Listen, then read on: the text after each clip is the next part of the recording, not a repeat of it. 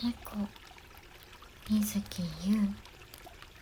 人気のないはずの空き家の中でかすかに空気が動いた。彼は部屋に足を踏み入れたところで立ち止まった。誰かがこの部屋にいる。物音は聞こえないのだが、仕事場にと彼がこの空き家を借りたのは夏の初めの頃だった。古い民家、いや農家だろうか。そういう言葉が使えるとしての話だが、築後優に100年は経っているに違いなかった。山奥の村の外れの100坪ほどの敷地に建てられた2階建ての木造建築。外壁はすすで汚れ、ところどころ崩れ落ちている。剥がれた板張りの部分にはベニヤ板を打ち付けてしのいである。庭に面した障子はもちろん風雨にさらされてボロボロになっている。彼がその空き家を借りたとき、家の周りにはまだ雪囲いがしてあった。何にしよう豪雪地帯である。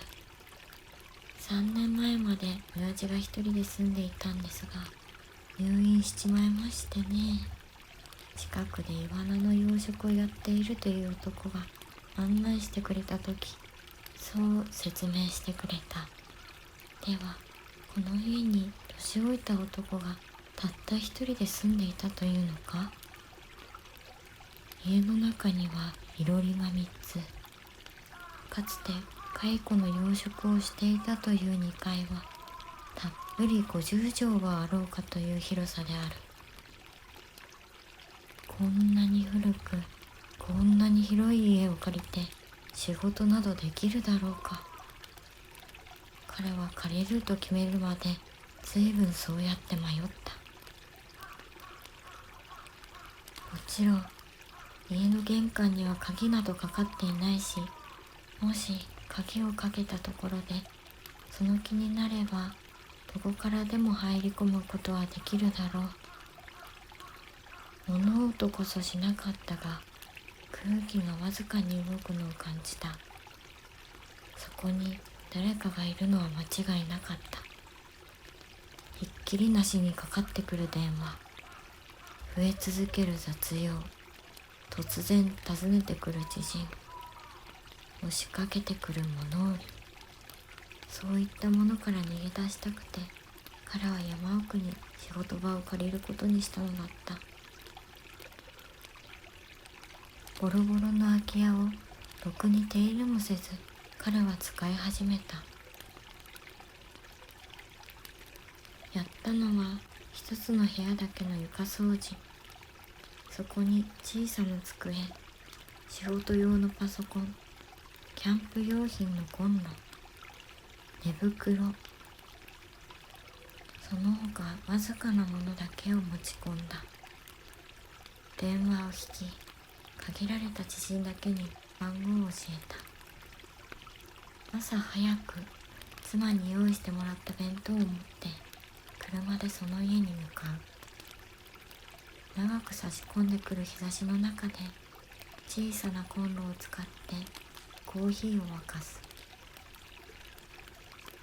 谷川の上流から引いてくる村の簡易水道は冷たく澄んでいる。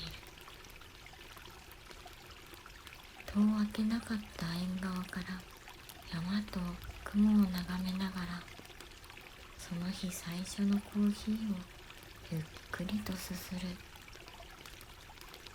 崖の下の清流からは夕べの雨で増水した水の音が立ち上ってくる。コーヒーを飲み終え、ゆっくりと仕事に取り掛かる。そうやって一日一人で過ごしていると、彼は自分が野生に戻っていくのを感じることができる。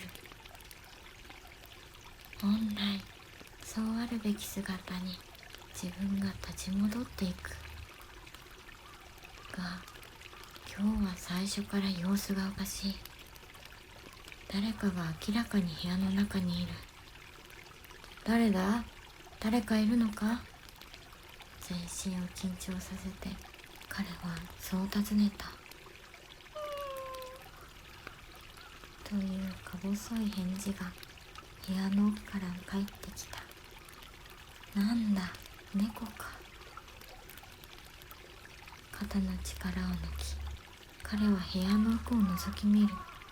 そういえば、この空き地の玄関の戸には猫まで入りできるように小さく四角い穴が開けられていた。3年前までここに住んでいたという老人が飼っていた猫だろうか。暗闇から彼女はゆっくり姿を現した。淡い茶色の猫だった。猫独特のしなやかな肩の動きからまだそれほど年老いているようには見えなかったが、埃だらけの空き家暮らしのせいか体は全体に薄汚れている。おい、お前。彼は猫にそっと語りかけた。ずっとここにいたのか？3年間ずっとご主人様を待っていたわけじゃないだろうな。猫はそんな彼に鋭くまっすぐな視線を向け、しばらく立ち止まっていたが、やがて玄関の方にゆっくりと歩いていった。この村の誰かが彼女に餌を与えているに違いない。そうでなければこんな山中で生き延びていられるはずがない。それとも誰にも頼らずに一人生き延びているのだろうか。山に囲まれたこの静かな家の暗がりで、彼女はこの3年間一体何を見つめてきたのだろうか。彼と同じようにひたすら自分の野生と向き合っていたのだろうか。先住者である彼女に敬意を表して明日は土産に煮干しでも持ってきてやるか。そんなことでこちらの存在を認めてくれるものでもなかろうが。猫は出て行った玄関に向かって彼は一人苦笑いをかみしめた。